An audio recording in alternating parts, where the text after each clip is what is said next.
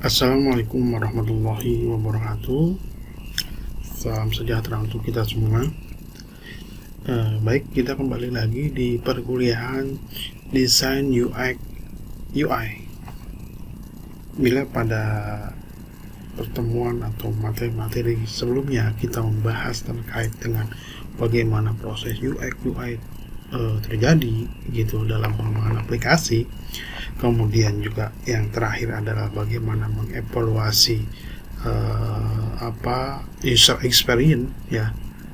Kita jadi atau itu pakai usability test, pakai expert review atau pakai supply dan segala macam. Nah, kali ini kita tidak akan terlalu banyak ke teori, tapi kita lebih masuk ke banyak mempelajari studi kasus ya terkait dengan desain UX ini. Nanti akan ada 3 studi kasus yang akan kita bahas dalam pertemuan kita kali ini.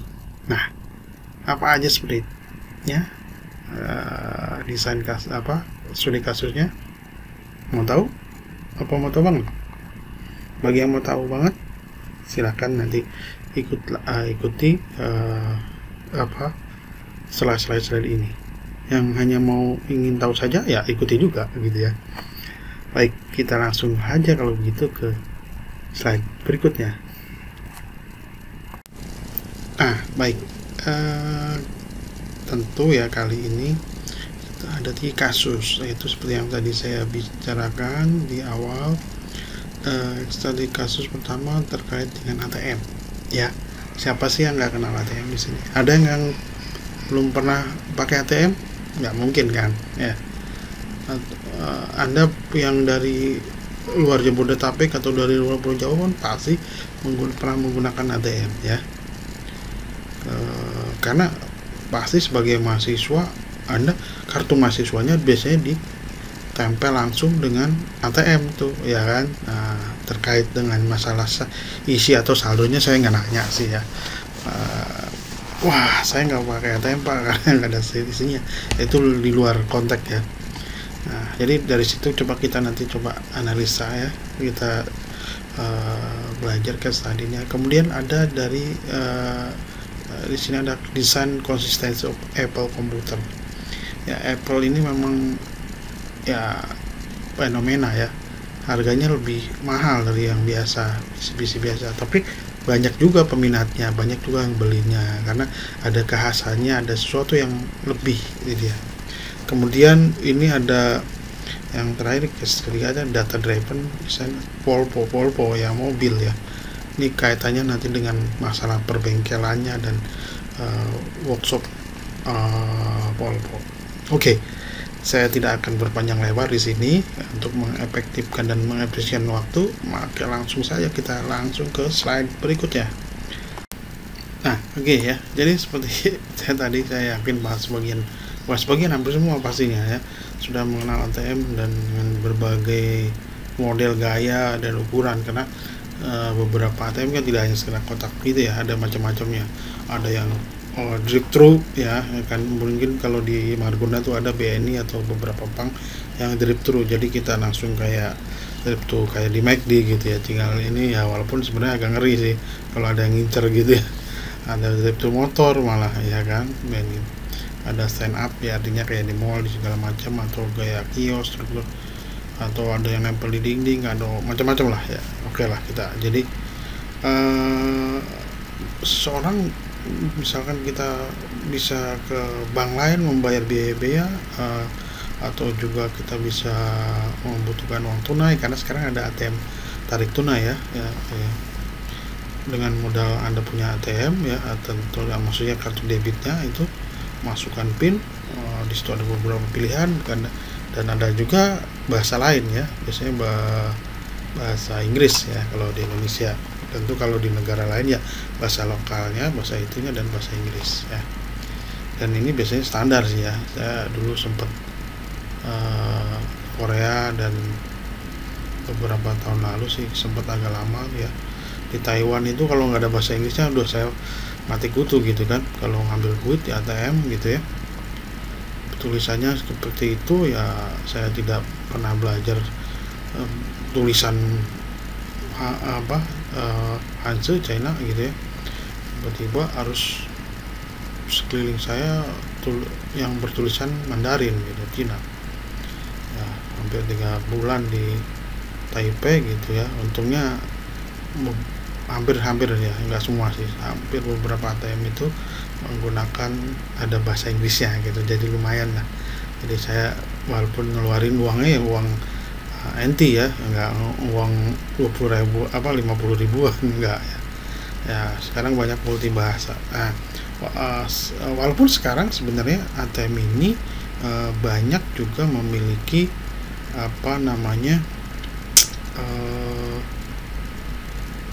saingan ya.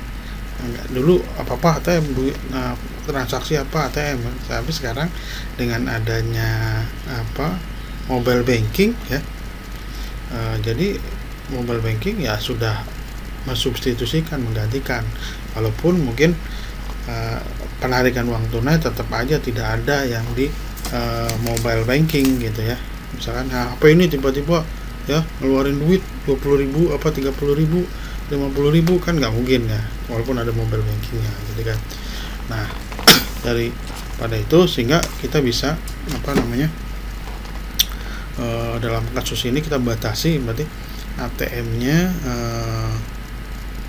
ya, jadi studi kasusnya hanya ATM fisik, jadi bukan ATM alobank yang bank digital gitu ya. Jadi benar-benar itu jadi ini dulu ya, jadi sebagai batasannya dulu ya.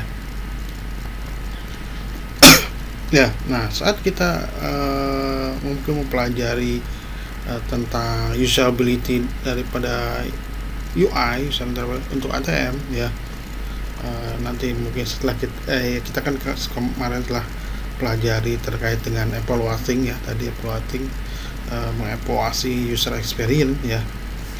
Mungkin ya Anda bisa ke ATM terdekat atau nggak usah ke ATM lah, bisa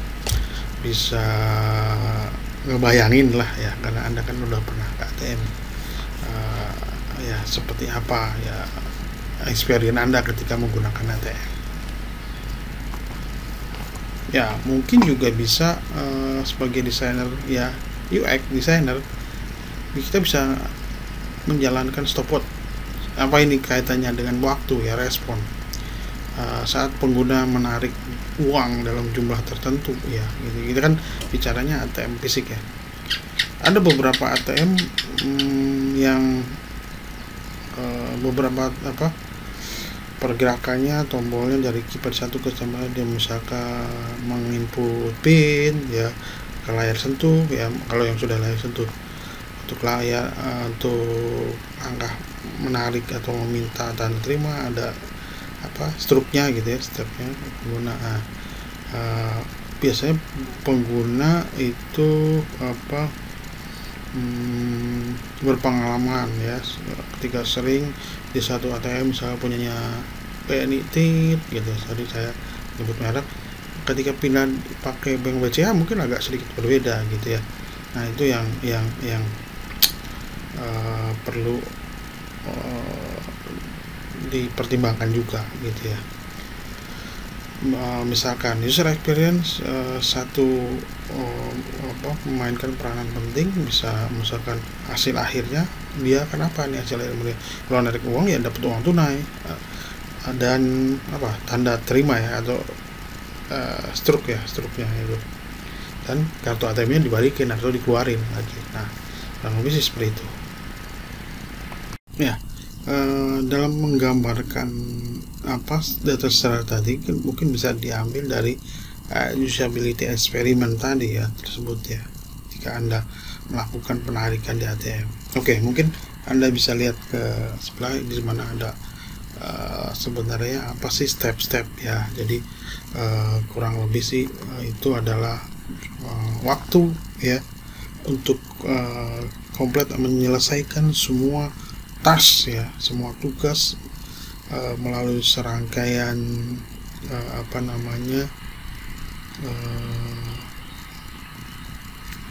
urutan-urutan langkah-langkah ya, serangkaian untuk kita melakukan sebuah transaksi di ATM. Misalkan nanti yang secara signifikan kita bisa lihat secara statistik apa aja ya. Pertama mungkin time expended ya. Time expended itu masuk waktu yang dihabiskan untuk langkah-langkah atau subtasnya ya, step atau subtasnya. Jadi pertama ya, satu misalkan ya, tentu misalkan kalau ATM-nya ada itu ya masuk ke ATM gitu kan. Nah itu mau semua tahu Pak. Nah justru ini namanya task analisis tuh ya mesti begini. Jadi kita bukan hanya di aplikasinya saja, tetapi dari awal dia mau mengoperasikan atau akan menjalankan, misalnya seperti kayak laptop apa juga ya, tentu nyalakan laptopnya ya, task analisis ya.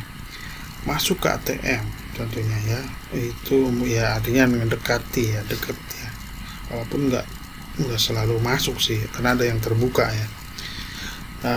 Kemudian approach ya, dekati ATM-nya ya PDKT gitu. Kemudian baca instruksinya ya untuk memulai, kemudian masukkan kartu, setelah itu baru masukkan PIN, dan lanjut dengan mengikuti instruksi yang diminta ya kan, pasti ada itu. Yang kedua adalah enter comment to withdraw. Ini kasusnya untuk misal menarik uang ya, jadi masukkan perintah untuk penarikan ya, berapa gitu kan. Yang ketiga receive cash, terima duitnya ya, kemudian tanda terima struknya resipnya ya, dan kartunya dikembalikan ya, dan kartunya dikembalikan. Kadang-kadang ini dulunya kartu keluar uang ini, nah sekarang kemudian kartu dikembalikan dengan tujuan pilihan ya meninggalkan saldo positif gitu ya, nggak ditarik semua. Nah kemudian adanya umpan balik pengguna juga ini perlu ya. Umpan balik pengguna itu perlu juga objektif and subjektif user feedback ya. Jadi umpan balik pengguna baik secara objektif maupun subjektif ya, kita tidak bisa memungkiri itu yang melalui pengamatan yang seksual tentang kinerja dari pengguna ya, tadi langkah-langkah ATM di atas seperti tadi. Nah itu kurang lebih gambarnya kan kayak gitu. Jadi kita coba kenapa itu sepele sih kayaknya, pasti Anda tahu ya, tapi maksudnya kita kaitkan dengan perkuliahan kita, yaitu bagaimana ada yang namanya task analisis, langkah-langkahnya. Semakin simpel langkah-langkahnya berarti seorang UX-nya bagus gitu, nggak bikin bertele-tele ya. Oke ya, jadi nanti berikutnya kita lanjut lagi di slide berikutnya ya. Oke, jadi untuk misalkan dalam konteks ini yang mau saya itu, coba mungkin kita bisa menampilkan eye tracker ya. Mungkin di pertemuan sebelumnya saya pernah menampilkan dalam usability testing eye tracker seperti apa ya, seperti kemudian atau alat keylogging ya untuk perekam data di keyboard ya, walaupun nggak boleh ya sebenarnya kalau menurut dia merekam kesalahannya seperti apa, orang seperti apa, navigasi dokumennya ya, langkah-langkah yang diambil, dan minta pengguna menyebutkan langkah-langkah yang diambil. Kemudian saya sekarang akan masukkan kartu ATM saya ke dalam mesin. Nah jadi itu coba bisa juga nanti ini pentingnya untuk meminta tim merekam ya, misalkan nanti kalau memang dilakukan usability testing yang kayak di kuliah kemarin yang evaluating itu ya. Nah jadi nanti di sini kita akan merekam sebuah video, misalkan kita mau secara case-nya nanti misalkan analisis nanti seperti apa yang dilakukan di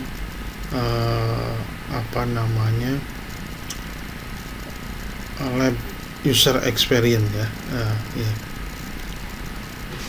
Jadi kurang lebih seperti itu. Jadi prinsip untuk user experience ya muncul sebenarnya muncul pada tahun sekitar 2012 ya. Ini si Hudson dan Paella ini kemudian untuk menganalisis seperti apa ya, seperti yang kemarin di uploading itu ya kan, ada survei, ada expert review ya. Jadi membahas bagaimana sih menyusun evaluasi menyusun usability evaluation ya, untuk membuat proses ini secara praktikal dan pilot itu tetap ya, jadi terbatas gitu, udah exactly gitu ya. Nah, jadi seorang UX designer yang pelajari lingkungan ATM meninjau ya, atau mungkin juga dari si pengembang atau developer vendor ATM bisa melakukan analisis fitur kompetitif yang berguna. Misalkan ini produknya bank ini pakai vendor ini ya, ini pakai vendor ini. Nah, kita bisa lihat banyak contoh-contoh desain yang ditemukan ya dengan pencarian cepat ya, sehingga kita bisa lihat juga berbagai masalah atau alternatif desain yang menjadi alternatif daripada desain-desain yang saat ini ya. Mungkin bisa melihat ya, membayangkan dan melihat, karena udah melihat ya, terus kita bayangkan bahwa desain ATM untuk aksesibilitas, yaitu yang dinamakan universal usability gitu ya. Kita juga mempertimbangkan beberapa guidelines ya, dan prinsip-prinsip dan teori yang mungkin di pertemuan ketiga ya sudah kita bahas ya, guideline, prinsip dan teori ya gitu ya, yang mendrive desain faktor ya. Kemudian juga sering kita menghasilkan ya style guide ya, yang menggabungkan beberapa konsep-konsep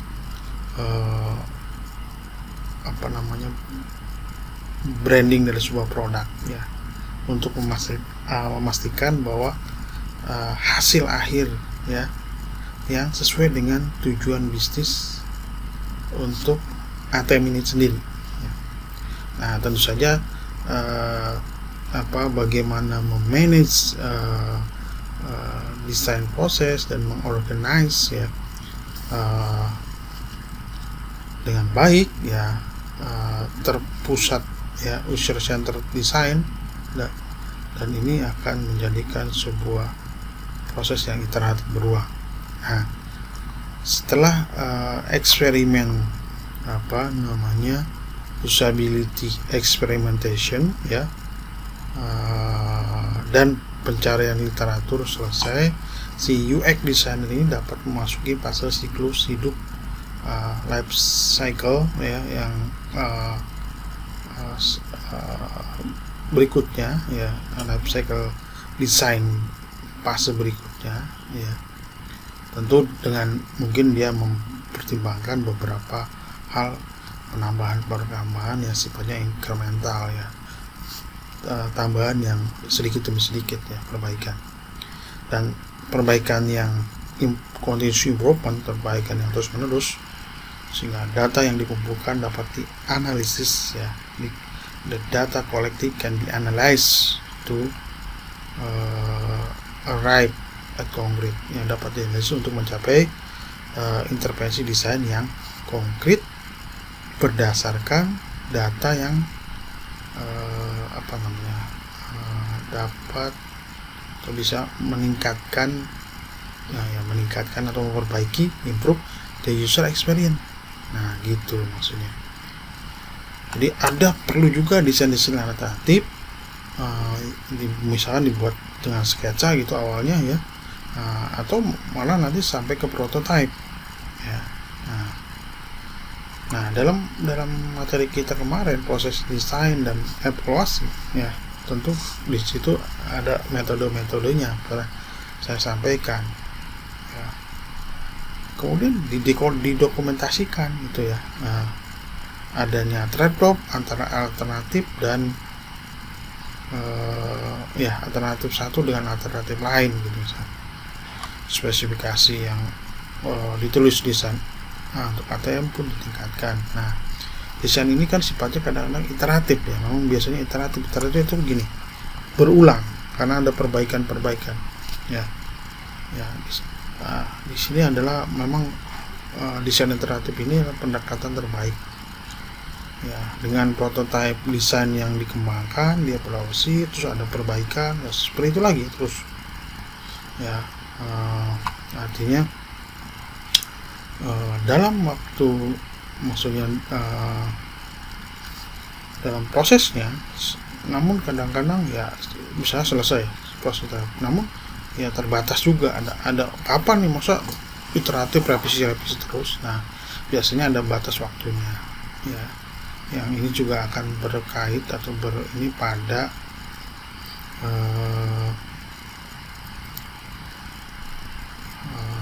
kedalaman ya, atau fidelity dari usaha untuk membuat prototype ya.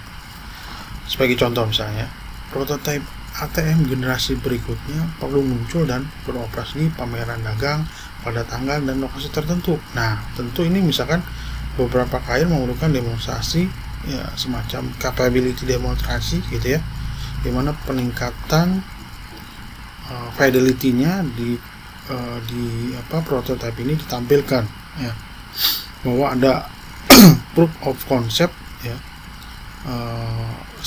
itu mengikuti strategi perkembangan incremental yang diklaim dari perusahaan atau dari pengembang ATM tersebut ya, kayak gitu ya. Kemudian juga terkait dengan masalah ya, kalau di perusahaan gitu ada tim sales ya gitu ya, ada sales commitment ya, dibuat juga implementasi akhir dan dilanjutkan ATM, kemudian dibangun, di build ya, di deliver ya, kemudian dipas di struktur dengan struktur fisik ke dalam perbankan, ke dalam jaringan network perbankan ya.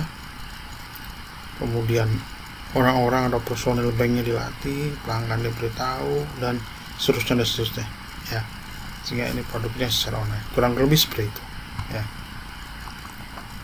Nah, ketika setelah dianalisis tentang tadi ATM misalnya yang baru dipasang tadi yang saya sebutkan tadi, apa berhenti di situ? Ya tentunya tidak, akan terus dikumpulkan feedback ya, kita memperoleh umpan balik dari pelanggan atau dari customer, dan kita monitoring implementasinya seperti apa, maksudnya penerapan kesuksesan dari implementasinya. Kemudian pertimbangkan juga untuk melaunching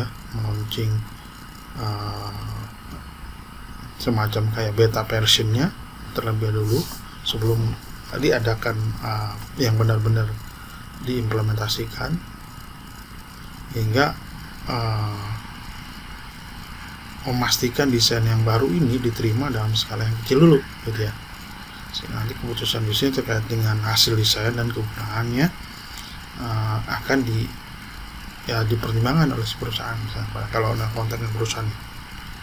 Nah, sehingga pada akhirnya seperti banyak pengguna antarmuka ya, seperti di banyak user interface design ya, keberhasilan suatu produk sering dinilai dari user interface-nya. Ya, mungkin di kuliah awal saya pernah memberikan atau sering bahwa sekarang yang jadi itu adalah di tampilan yang friendly, karena dalam program biasanya sudah terdefine, ya seperti itu. Jadi mungkin keberhasilannya kadang-kadang salah satu poin paling penting yaitu dari user interface. Nah, pada poin ini life cycle siklus hidup kasus ATM ini mungkin bisa mencari yang idealnya seperti apa, ya. Mungkin beberapa perubahan dilakukan, ada beberapa transisi yang tidak terduga, misalkan. Kalau Anda pernah menggunakan ATM dari 10 tahun yang lalu, pasti ada perbedaan ya user interface-nya.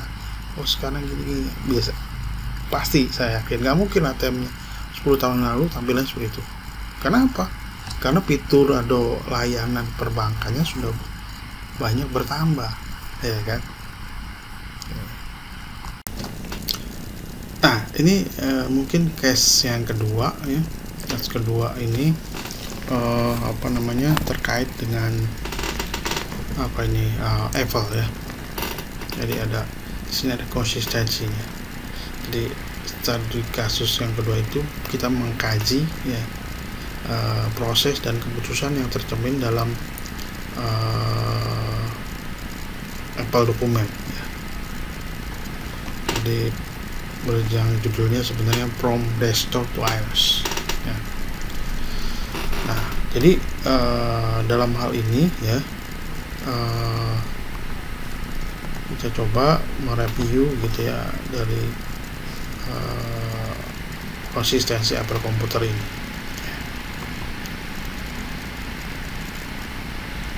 Nah, kalau kita cek, ya, dalam sini produk dan keputusan desain membuat keynote itu kayak PowerPoint lah kalau di Microsoft, ya. Kemudian email ya untuk iPhone, kemudian web content, ya, macam-macam seperti itu. Jadi dalam case study itu ini mereview style guideline-nya dari Apple, ya, panduan style dari Apple, ya, development, ya. Oke, kita coba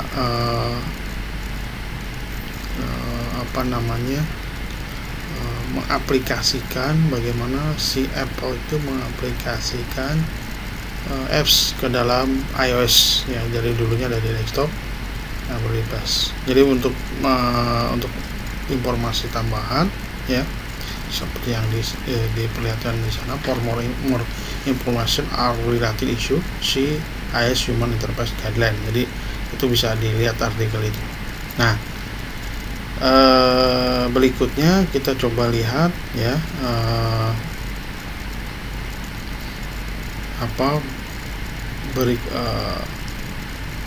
secara ini kita lihat beberapa contoh, ya, panduan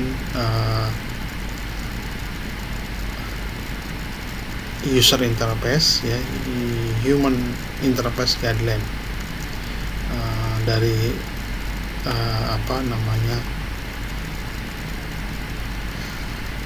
Apple, ya. Nah, itu ada 6, coba.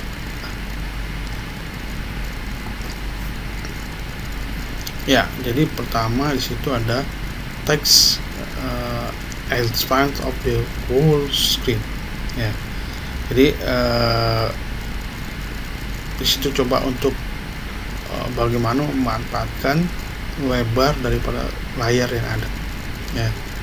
Kemudian record shader, ya, mempertimbangkan kembali indikator visual fisik dari dari fisik dan realisme. Kemudian let's translucent user interface, ya, artinya kita coba untuk si elemen antar muka interface, user interface yang yang ini tuh yang transparan ya kontennya, yang mengisyaratkan bahwa konten-konten apa sih yang dibalik konten tersebut ya. Kemudian let's color simple ya, biarkan warna yang simple, yang lebih sederhana, warna-warna yang sederhana di antar muka penggunanya atau user interface. Dan ensure ya, pastikan keterbacaannya nih, faktor legibility ya, keterbacaan dengan menggunakan font sistem yang gampang dibaca tentunya ya. Jadi seperti itu. Kemudian use depth to communicate, usahakan kedalaman untuk berkomunikasi. Jadi ada beberapa pedoman untuk icon ya, dan image desainnya ya, iOS teknologinya, user interface, elemen-elemennya, user interface, kemudian ya masih banyak lagi sebenarnya. Jadi produknya Keynote itu kayak PowerPoint-nya di Apple ya, yang memiliki alat di mana Keynote itu merupakan presentation tool ya. Ada grafiknya, ada toolbarnya ya sama lah kayak PowerPoint. Nah di sini, nah contoh screenshot yang muncul ya, mungkin diperlihatkan lah ya, contoh screenshot yang muncul. Nah untuk itu mungkin langsung ke slide berikutnya saja ya. Nah oke ya, jadi mungkin Anda bisa lihat di sebelah ya, tampilan seperti itu, dimana presentation atau graphic style daripada serta di sini interaksi human interactionnya untuk layar sentuh ya. Saya touchscreen, kalau nanti monitor touchscreen ya disertakan juga dalam saldo ini, jadi menggambarkan kemudahan daripada produk ya, iOS gitu ya. Kemudian iOS juga mendukung perangkat-perangkat yang langsung menerapkan direct manipulation dan gesturing interaksi. Jadi scroll terus, kalau di touchpadnya gitu kan ada 3 jari beda dengan 2 jari, mungkin itu yang bagi Anda yang menggunakan Apple ya, mungkin ada sedikit keistimewaannya di situ ya. Kalau kita cuma 1 dan 2 touchscreen nggak ada bedanya, tapi di Apple memang berbeda ya. Nah kurang lebih seperti itu. Nah ada juga ya fitur lainnya ya, misalkan untuk mail di iPhone ya, mungkin pada slide selanjutnya ya kita coba.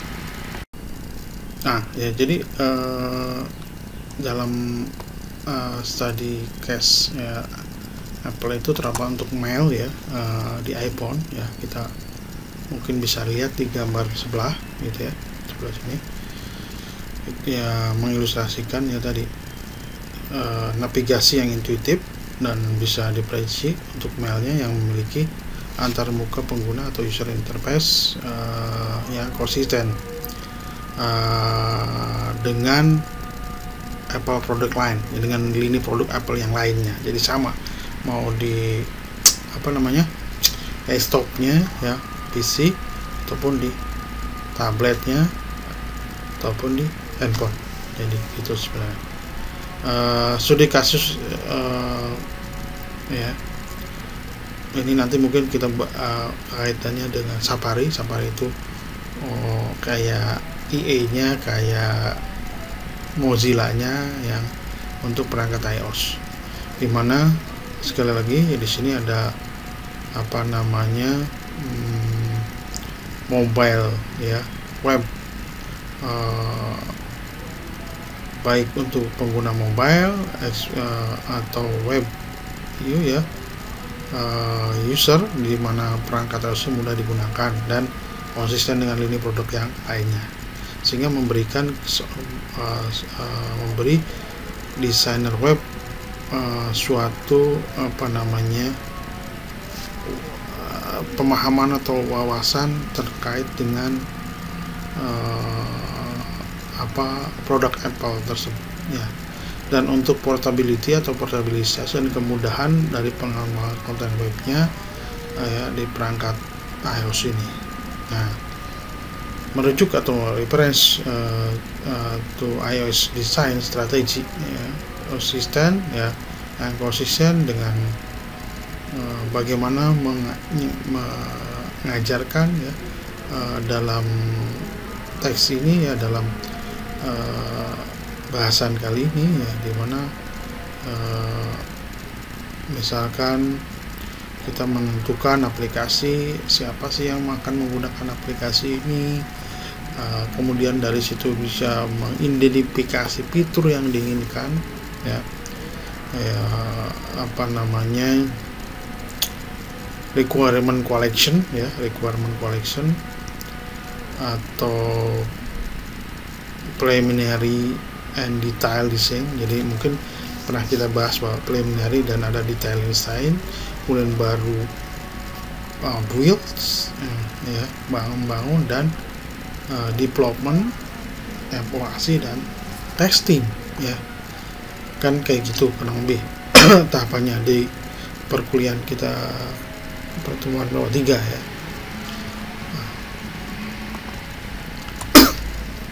Nah, kalau kita lihat beberapa observasi secara umum perlu diperhatikan ya,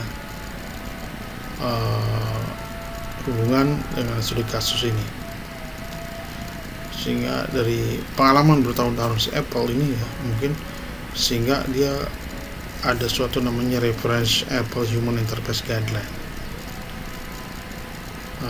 Jadi ada di sini consistent style, jadi gaya yang mestinya di semua produk dan perangkat yang membuat pengoperasiannya menjadi gampang gitu. Kalau yang udah terbiasa pakai Apple, ganti lagi ya model lagi gampang. Ini ada makanya dia akan berbeda gitu ya. Tapi orang yang sudah pernah pakai Apple kadang-kadang nggak mau lepas gitu ya. Nah itu memang kayak gitu. Ya rapid device teknologi improvement istilahnya, sehingga peningkatan teknologi perangkat yang sangat cepat. Contohnya kalau di produk itu elektronik itu bobotnya lebih enteng, lebih ringan, lebih cepat, lebih banyak variasi warna, lebih banyak pixelnya, resolusinya meningkat, kemudian ada suatu peningkatan throughput, bandwidth dan sebagainya ya, sehingga menghasilkan suatu evaluasi ulang yang konstan, yang akhirnya si user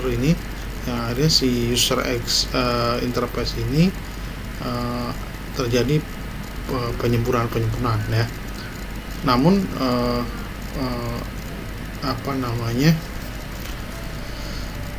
perpaduan dari prinsip-prinsip tadi ternyata ada proses yang berpusat pada sebuah user centered design ya, desain yang berpusat pada pengguna ya, kemudian gaya style desain ya, tentu ini akan membuat kemudahan bagi user, kurang lebih sih seperti itu ya. Jadi perlu juga ada konsistensi. Poin pentingnya di sini adalah itu. Nah, untuk kasus ketiga ini lebih ke ini adalah data driven design at Polpo ya. Jadi nanti kebanyakan bukan dari mobilnya sih sebenarnya, lebih ke nanti pelanggan gitu ya, bengkel seperti itu, bukan instrumen panel yang ada di Polpo-nya sebenarnya, tapi lebih banyak menyoroti kepada ya, sekarang kan bengkel ada database-nya segala macam seperti itu ya. Nah, kurang lebih sih seperti itu. Jadi di sini melihat dari sisi development Polpo Big Data Services ya. Jadi yang menyediakan sebuah contoh yang lumayan bagus ya, case tadi untuk Big Data Analytic yang digunakan di sebuah perusahaan skala dunia lah ya, yang berisi nanti ada komponen-komponen UI-nya ya yang kuat banget ya. Tapi untuk pertama-tama mungkin kita bisa sebutkan atau kita bisa ini kan definisi daripada big data ya, yang mungkin Anda sudah pelajari atau sudah Anda dapatkan. Big data seperti apa, yaitu pada prinsip simpelnya ada sekumpulan data yang sangat besar ya, namanya juga big data ya, besar yang dapat dianalisis secara komputasi untuk mengungkapkan adanya sebuah pola, adanya tren, adanya asosiasi ya, terutama dengan berkaitan dengan biasanya behavior atau perilaku manusia ataupun mesin sebenarnya, dan termasuk di dalamnya ada interaksinya ya, kurang lebih gitu kan. Big data ya, sebagai Anda orang mahasiswa teknik informatika tentu lebih tahu ya. Ya, jadi dalam kasus ini stakeholdernya ya diidentifikasi dan diberdayakan untuk membantu merancang layanan ya, untuk membantu merancang layanan services atau toolsetnya gitu ya, yang akan digunakan oleh perusahaan.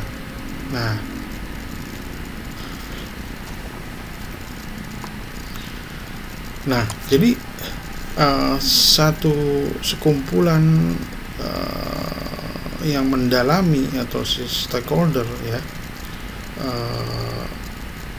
stakeholder yang mendalami ya, termasuk di dalamnya berbagai macam pengguna atau user ya, terbukti menjadi suatu pendekatan yang berorientasi pada sebuah kesuksesan untuk tim desain. Nah, stakeholder termasuk dalamnya adalah ya IT organization-nya ini ya, organisasi IT-nya, atau juga kita bisa undang seorang external expert ya untuk mengimplementasikan big data implementation ya, data engineer ataupun business intelligence analytic ya. Nah gitu ya. Kemudian bisa jadi kan diadakan workshop ya, semacam lokakarya gitu untuk para stakeholder ini, serta tentunya pengguna data seperti organization in charge-nya ya, misalkan dalam siapa bagian atau unit ya, organization in charge itu organisasi atau divisi lah kalau itu, atau bagian atau unit yang bertanggung jawab untuk maintenance kendaraan gitu, bagiannya apa nih itu ya, mungkin agak bahasanya terlalu tinggi ya. Nah, si peserta workshop itu tadi yang tadi terdiri berbagai macam stakeholder diupayakan untuk menentukan bagaimana sih hasil yang akan muncul dan bagaimana mereka yang dapat diterapkan ya, sehingga mereka itu didorong untuk berpikir out of the box ya.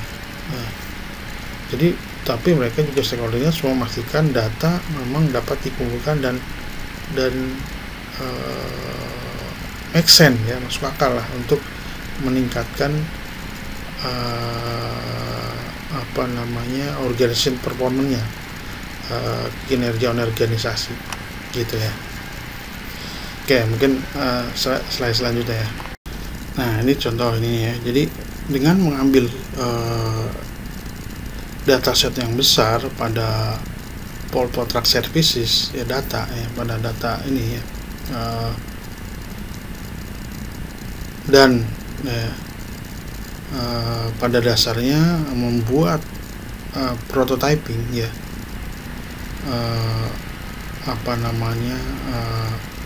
analisis ya. Jadi bagaimana kita dengan mengambil di sini dataset yang ya tentu besar ya, dataset dari Track Services data, dan pada esensinya ya, secara esensial bahwa prototyping output analysis yang dapat dilakukan berhasil mengidentifikasi kebutuhan data. Apa sih yang dibutuhkan dalam format yang tentunya pas yang dalam workshop ya, bengkel ada seorang yang bukan seorang sih, maksudnya low fidelity prototype ya, prototype yang masih low fidelity ya. Mungkin bisa dilihat ya, nih gambar 64 ya, atau gambar ya sebelah ini, maksudnya bahwa situ bisa dilihat serangkaian penyempurnaan ya, dengan menggunakan perwakilan dari user-user yang ada ya, tentunya di seluruh dunia ya, maksudnya yang menggunakan apa yang ada services PowerPoint. Nah, prototype ini ya berkembang menjadi suatu yang berguna bagi semua pihak ya. Kalau Anda lihat mungkin nanti di selanjutnya ya, di gambar selanjutnya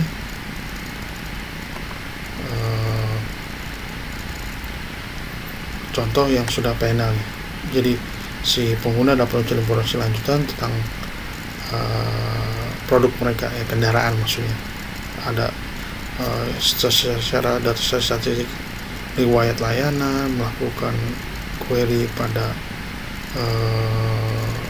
spesifik isu ya, peta penggunaan kendaraan ya, dan dari macam-macam. Nah, seperti itu ya.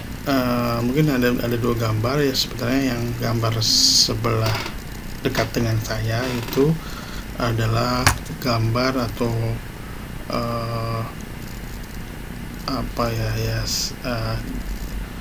gambar yang menunjukkan bahwa low fidelity prototype yang dihasilkan dari big data analysis truck services statistik ya. Tadi seperti ini tampilannya, memang seperti itu gitu ya.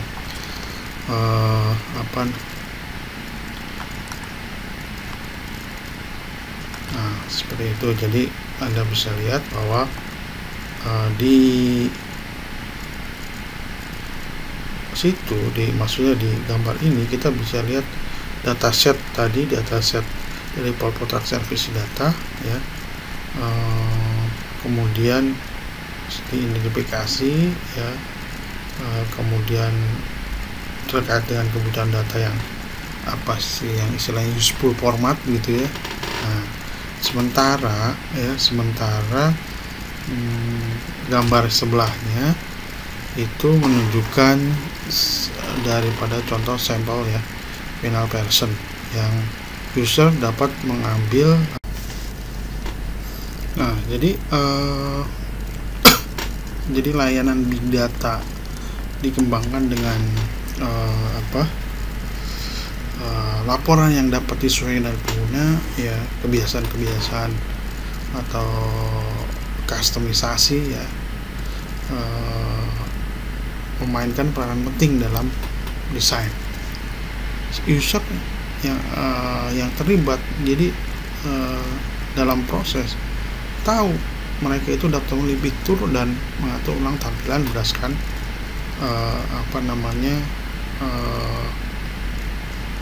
market to market, jadi berdasarkan variabel masalah.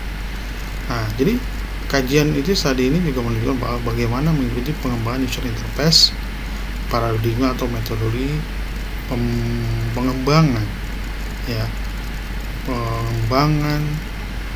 yang membuahkan hasil yang sukses ya, hasil yang sukses. Kemudian ada memiliki hubungan atau dukungan dari sekelompok pengguna yang tersebar ya. Kemudian jika dukungan itu diinginkan untuk inovasi atau produk baru, maka semacam workshop ya, pemikiran desain dari jenis. Nah, itu juga perlu.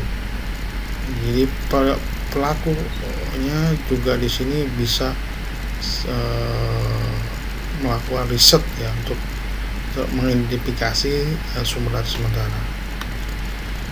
Nah, uh, memberdayakan stakeholder untuk memilih data apa yang mereka dapat gunakan dan bagaimana untuk menyelesaikan pekerjaan mereka. Nah, jadi kebijakan yang mengarah pada customable report ya semacam itu plus juga dengan stakeholder. Komunikasi internal juga perusahaan-perusahaan pengambil juga perlu juga ya. Ini kasus ini misalkan terjadi di Erokan Polmotor dealership. Oke. Ya, ini merupakan waktu atau kita mengantarkan Anda menjelang saat-saat menjelang waktu yang berbahagia di mana saya akan mengantarkan kuliah ini dengan selamat dan sentosa ke closing. Tapi sebelumnya tentu saya akan meresum atau membuat suatu ya sedikit resum lah ya, karena mungkin agak sedikit kompleks sih sebenarnya kalau tidak langsung. Makanya nanti coba Anda ada semacam latihan-latihan ya. Jadi dalam studi kasus yang tadi kita gambarkan ada 3 ya. Sebenarnya ini adalah istilahnya tip iceberg, puncak gunung es yang dalam apa yang bisa dicapai oleh si desainer daripada user interface system ya. Studi kasus dipilih secara tentu tidak sembarangan karena contohnya ATM itu, desain ATM mengilustrasikan di mana apa yang mungkin dimulai ya, tugas tas yang analisis tadi ya, step-stepnya ya, yang mulai dari ya relatif mudah berubah menjadi suatu metodis tentang bagaimana meningkatkan, mengimprove antara muka pengguna ke mesin dan tidak hanya diri tapi juga dianut oleh nasabah bank yang lain gitu. Jadi jenis keunggulan kompetitif dan sumber profit adalah perpanjangan dari fungsi perbankan untuk layanan melalui ATM yang dirancang dengan baik. Kan yang namanya perbankan kan jualan dia layanan ya, bukan jualan duit ya, atau transaksi jual beli duit, bukan, karena duitnya kan nggak dijual tapi layanannya. Jadi jangan salah ya. Nah itu. Nah kemudian selanjutnya tadi ada yang Apple ya. Apple. Nah Apple juga ini menarik ya, sebagai penemuan Apple tadi bahwa pendekatan suatu perusahaan terhadap gaya yang konsisten, intinya konsistensi ya, dan mudah digunakan untuk semua lini produknya yang berbasis iOS gitu. Nah itu juga bisa kita lihat dari studi tadi yang bahwa dia tetap konsisten. Kemudian yang terakhir tadi Polpo bagaimana menunjukkan bagaimana dia mengikuti antar muka pengguna yang baik, proses desain dapat menghasilkan kesimpulan yang sesuai dengan big data tadi dan